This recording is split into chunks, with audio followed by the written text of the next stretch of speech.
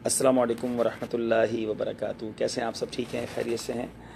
अल्हम्दुलिल्लाह सुम्मा अल्हम्दुलिल्लाह। इस वक्त मैं मक्का पाक में हूँ और एक अच्छी खुशखबरी आपके लिए लेकर हाजिर हुआ हूँ कि अल्हम्दुलिल्लाह मक्का पाक में भी हमने एक नया सिलसिला रिकॉर्ड करना मदनी चैनल का शुरू कर दिया है।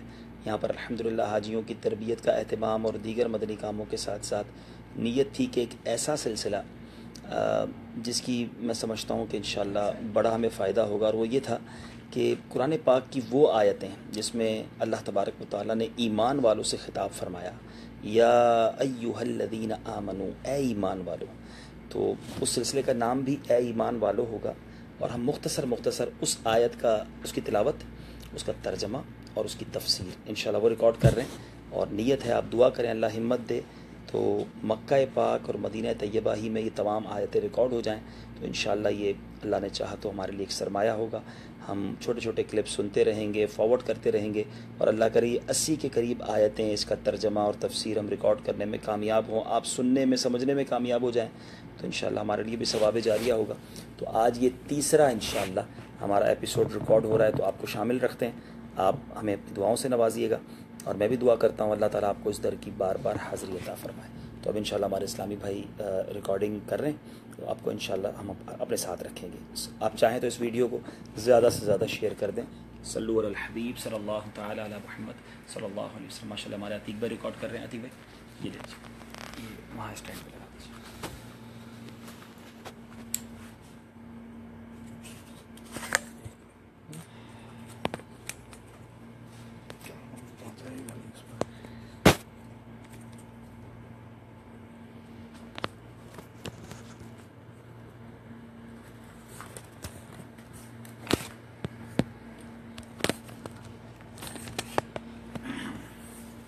इसमें तो ऐसा लग रहा है कि लिपस्टिक लगाएगी।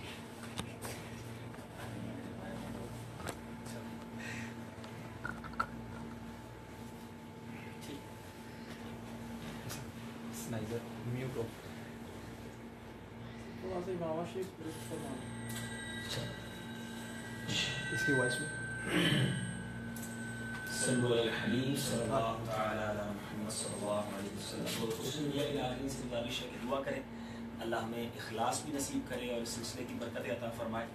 तमन्ना ये है कि वैसे तो हमें पूरा कुरान ही तर्जुमा और तफसीर के साथ पढ़ना चाहिए, मगर एटलीस्ट कम अज़ कम ये 80 के करीब जो आयतें हैं इसमें मुझसे और आपसे बात की है, ए ईमान वालों, या अय्युहल्लज़ीना आमनू, तो हमें इंशाअल्लाह इन आयतों को पढ़ना चाहिए, समझना चाहिए और उसकी बरकतें ढूंढना चाहिए। इंशाअल्लाह आप सिलसिले की रिकॉर्डिंग शुरू करते हैं। अल्लाहुम्मा रब्बी यस्सिर वला तुअस्सिर वतम्मिम लना बिल खैर या फत्ताह व बिका नस्तईन रब्बि इश्रह ली सदरी व यस्सिर ली अमरी वहलुल उक़दतम मिन लिसानी यफ़क़हू क़ौली।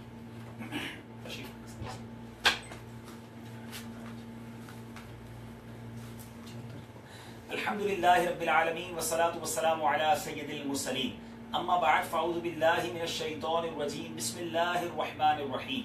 अस्सलातु वस्सलामु अलैका या रसूलल्लाह व अला आलिका व अस्हाबिका या हबीबल्लाह। अस्सलातु वस्सलामु अलैका या नबी अल्लाह व अला आलिका व अस्हाबिका या नूर अल्लाह। मीठे मीठे इस्लामी भाइयों और मदनी चैनल के नाज़रीन, सिलसिला जारी है ए ईमान वालों। सुभान अल्लाह, कुरान पाक की वो आयतें जिनमें अल्लाह तबारक व तआला ने मोमिनीन से खिताब फरमाया है। जी हाँ, मुझसे और आपसे, हम सब से खिताब फरमाया है। हमें इन आयतों को खास तौर पर पढ़ना चाहिए, समझना चाहिए और उस पर अमल करना चाहिए। ये सिलसिला मुख्तसर होता है, एक आयत, उसका तर्जमा, उसकी तफसीर और चंद मदनी फूल। आज कौन सी आयत को हमने सिलसिले में शामिल किया है? पारा है 26वां, सूरह हुजरात, आयत नंबर 11। आइए सबसे पहले इस आयत की तिलावत सुनते हैं। सुभान अल्लाह। तर्जमा कंजुल इरफान, ऐ ईमान वालों, मर्द दूसरे मर्दों पर ना हंसें, हो सकता है कि वो उन हंसने वालों से बेहतर हों, और ना औरतें दूसरी औरतों पर हंसें, हो सकता है कि वो उन हंसने वालियों से बेहतर हों, और आपस में किसी को ताना न दो और एक दूसरे के बुरे नाम न रखो। मुसलमान होने के बाद फासिक कहलाना क्या ही बुरा नाम है, और जो तौबा करें तो वही जालिम हैं।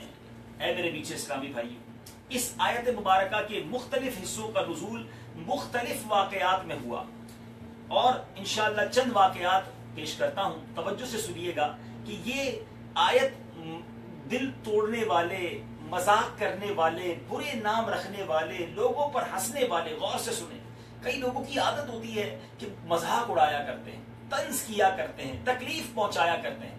ہمیں قرآن میں کیا بتایا گیا ہے؟ پہلا واقعہ، حضرت عبداللہ ابن عباس رضی اللہ تعالیٰ عنہ فرماتے ہیں کہ حضرت ثابت بن قیس رضی اللہ تعالیٰ عنہ اونچا سنتے تھے. جب وہ سرکار دو عالم صلی اللہ تعالیٰ علیہ وسلم کی مجلس شریف میں حاضر ہوتے تو صحابہ کرام علیہم الرضوان انہیں آگے بٹھاتے اور ان کے لیے جگہ خالی کر دیتے، کیونکہ وہ اونچا سنتے تھے.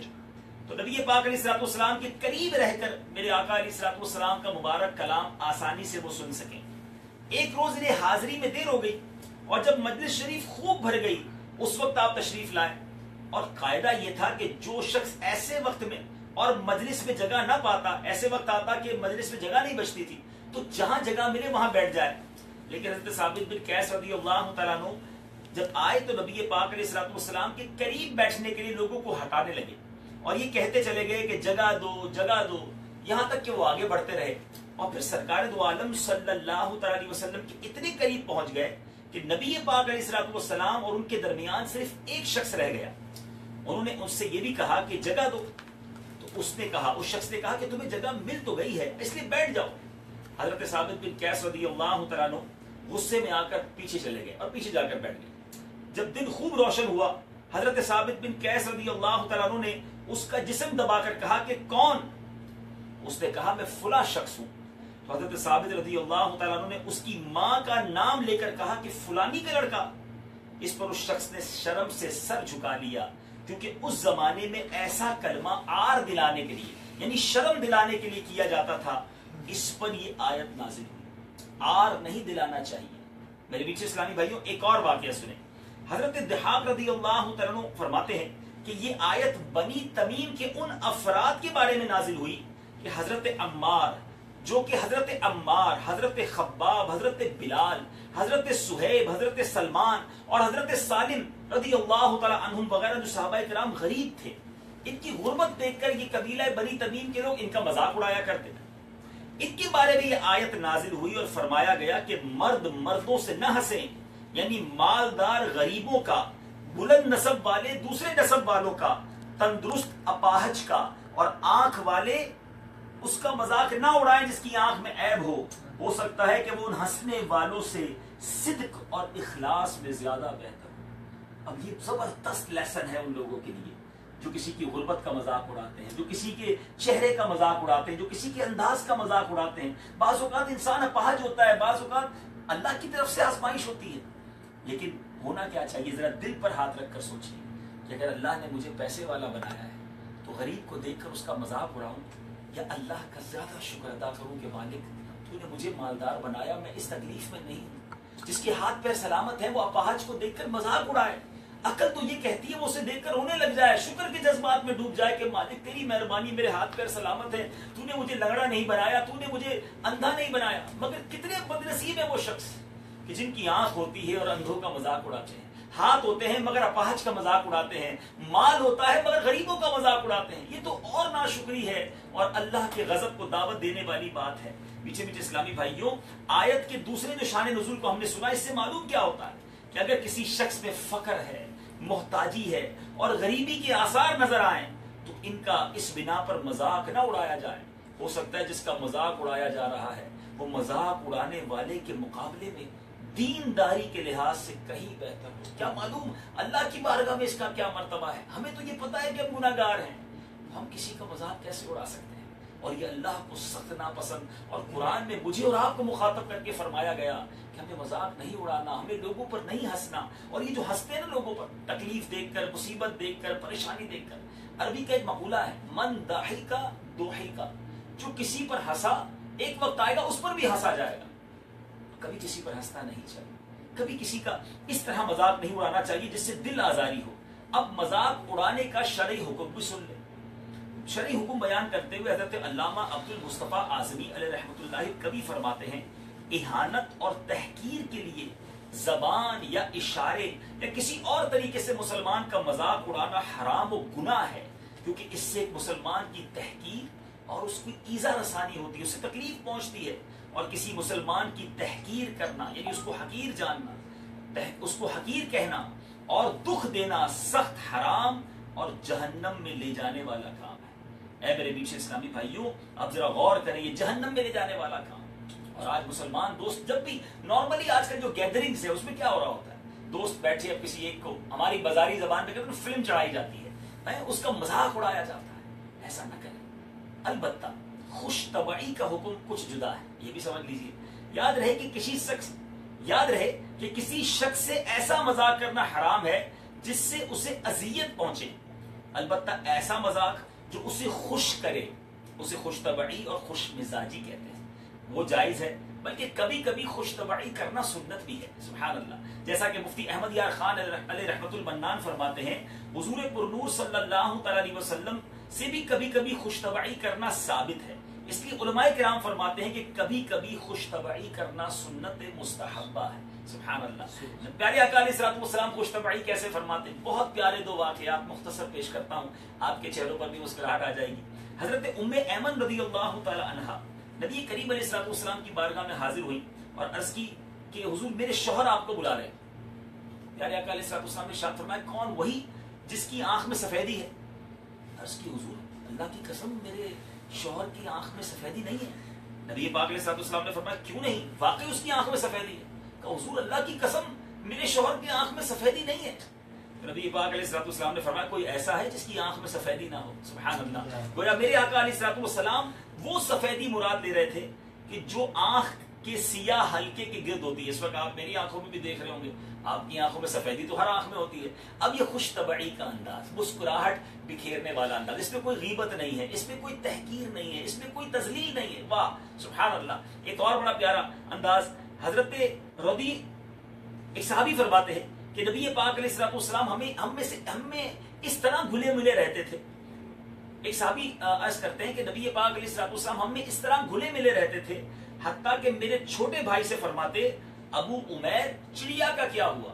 وہ میرا چھوٹا بھائی جو تھا، یعنی صحابی کے چھوٹے بھائی تھے، وہ چڑیا سے کھیلتے تھے۔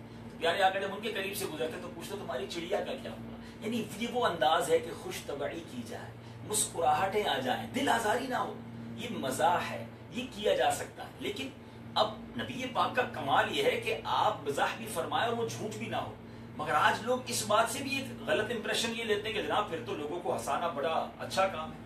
لیکن آج ہنسانے کے لیے جھوٹ بولا جاتا ہے، کسی کی غیبت کی جاتی ہے، کسی کو ذلیل کیا جاتا ہے، اس کی اجازت نہیں ہے۔ یہ خوش طبعی نہیں ہے، یہ تو دل آزاری ہے، غیبت ہے، بہتان ہے، اور بعض اوقات ایسے لطیفے بنائے جاتے ہیں جو بندے کو ایمان سے خارج کر دیتے ہیں۔ تو یاد رہے یہ بہت بڑی فرق ہے اس بات میں، اور بندے کو خوش مزاج ضرور ہونا چاہیے، مگر اس کا مطلب یہ نہیں کہ ہر وقت لطیفے سناتا رہے، ہر وقت جناب ہنساتا ہی رہے، کیونکہ زیادہ ہنسنا دل کو مردہ کر دیتا ہے۔ تو وقار بھی ہونا چاہیے، آپ کی ذات ایک بڑی خوبصورت ذات ہونی چاہیے کہ سنجیدگی کے وقت آپ سنجیدہ بھی ہوں اور خوش مزاج بھی ہوں۔ ہر وقت ایسے بھی نہ رہیں کہ لوگ بات کرنے میں ڈریں، وہ کہتے ہیں نا اتنے میٹھے نہ ہو جاؤ کہ لوگ ہڑپ کر جائیں، اور اتنے کڑوے نہ بن جاؤ کہ لوگ تھوک دیں۔ تو انسان ایک بڑا ماڈریٹ اور بڑا معتدل اپنے اندر شخصیت کو بنائے، اور یہ سب بہت آسان ہے اگر قرآن و حدیث پر عمل کیا جائے، نبی پاک علیہ الصلوۃ والسلام کی سیرت پر عمل کیا جائے۔ تو امید کرتا ہوں کہ آج کی اس آیت سے انشاءاللہ یہ سبق ہم حاصل کریں گے کہ کبھی کسی کی تذلیل نہیں کرنی، کبھی کسی کا مذاق نہیں اڑانا، کبھی کسی پر نہیں ہنسنا۔ ہمارے عیب تھوڑے ہیں جو ہم کسی اور کے عیب دیکھیں۔ اللہ مجھے اور آپ کو اپنی آخرت کی تیاری کرنے اور دیگر مسلمانوں کی عزت کرنا نصیب فرمائے۔ یہی مدنی چینل کی برکتیں ہیں کہ الحمدللہ قرآن و حدیث کی روشنی میں ہماری تربیت کی جاتی ہے۔ آج یہ آیت ہم نے سنی ہے، عمل کی نیت کر لیجئے۔ اگلے سلسلے اے ایمان والوں میں ایک اور آیت قرآنی، اس کا ترجمہ اور اس کی تفسیر اور چند مدنی پھول سنیں گے۔ اس آیت کے تحت سبحان اللہ 3 مسئلے بھی معلوم ہوئے۔ وہ مسئلے کیا ہیں کہ مسلمانوں کو، نمبر 1، مسلمانوں کی کوئی قوم ذلیل نہیں، ہر مومن عزت والا ہے۔ کچھ لوگ جو مختلف خاندانوں کا مذاق اڑاتے ہیں کہ ہم فلاں نسب والے ہیں، ہمارا خاندان اتنا بڑا ہے، ہماری قوم بڑی قوم ہے، فلاں قوم، معاذ اللہ کچھ قوموں کے نام رکھ دیے جاتے ہیں اور ان کی لطیفے بنائے جاتے ہیں، ان کا مذاق اڑایا جاتا ہے۔ مسلمانوں میں کوئی قوم ذلیل نہیں ہے، یاد رہے ہر مومن عزت والا ہے۔ دوسرا مسئلہ یہ معلوم ہوا، عظمت کا دار و مدار محض نسب پر نہیں، تقوی اور پرہیزگاری پر ہے۔ اور تیسری بات، مسلمان بھائی کو نسبی طعنہ دینا حرام اور مشرکوں کا طریقہ ہے۔ آج کل یہ بیماری مسلمانوں میں عام طور پر پھیلی ہوئی ہے، نسبی طعنے کی بیماری عورتوں میں زیادہ ہے، انہیں اس آیت سے سبق لینا چاہیے، نہ معلوم بارگاہ الہی میں کون کس سے بہتر ہو۔ اللہ کریم ہمیں تقوی کی دولت عطا فرمائے اور اپنی بارگاہ میں مقبولین میں شامل فرمائے۔ مدنی چینل دیکھتے رہیے، اگلے سلسلے میں ایک اور آیت قرآنی، اس کا ترجمہ اور تفسیر لے کر حاضر ہوں گے۔ صلو علی الحبیب صلی اللہ تعالی علی محمد صلی اللہ علیہ وسلم۔ جی سوشل میڈیا کے ناظرین، آپ سے امید کرتا ہوں کہ آپ کچھ فیڈ بیک بھی دیں گے، کچھ مشورہ بھی دیں گے۔ یہ اتنی دیر کا نارملی سلسلہ ہوگا، لیکن کوشش یہی ہے کہ تفسیر صراط الجنان سے بھی کچھ مدنی پھول شامل کیے جائیں، ترجمہ کنز الایمان بھی ہو، ترجمہ کنز العرفان بھی ہو، اور اس کی برکتیں لوٹی جائیں۔ جزاک اللہ خیرہ۔ میں آپ سب کے لیے دعا گو ہوں، اللہ آپ کو اس در کی حاضری عطا فرمائے، ہم سب کے سفر کو اللہ قبول فرمائے۔ آپ بھی دعا کیجیے گا۔ فی امان اللہ۔ میرا موبائل شام کو ہاں، آج انشاءاللہ مدنی چینل پر عصر کے بعد انشاءاللہ عز و جل، پاکستان میں عصر کے بعد اور مکہ پاک میں 4 سوا 4 بجے ہم براہ راست مدنی چینل پر ایک سلسلہ لے کر بیان ہے انشاءاللہ۔ ڈاکٹرز اور پروفیسرز وغیرہ فیضان مدینہ میں جمع ہیں، مدنی چینل کے ناظرین بھی شامل رہیے گا۔ اور آج انشاءاللہ جو موضوع ہوگا کہ اللہ کی نعمتیں ہمارے جسم میں کیا کیا ہیں اور اس کا شکر کس طرح ادا کرنا چاہیے، اور ساتھ ساتھ ایک موضوع یہ بھی ہے کہ ڈاکٹرز کس طرح جس طرح جسمانی امراض کے طبیب ہیں، وہ گناہوں کے امراض کے طبیب بھی کیسے بن سکتے ہیں۔ تو انشاءاللہ اس پر بھی ہم مدنی پھول دیں گے انشاءاللہ۔ صلو علی الحبیب صلی اللہ تعالی علی محمد صلی اللہ علیہ وسلم۔ جی آج مدنی مذاکرہ بھی ہے انشاءاللہ آج رات کو، تو انشاءاللہ اس میں بھی شرکت کریں گے۔ فی امان اللہ۔ السلام علیکم ورحمۃ اللہ وبرکاتہ۔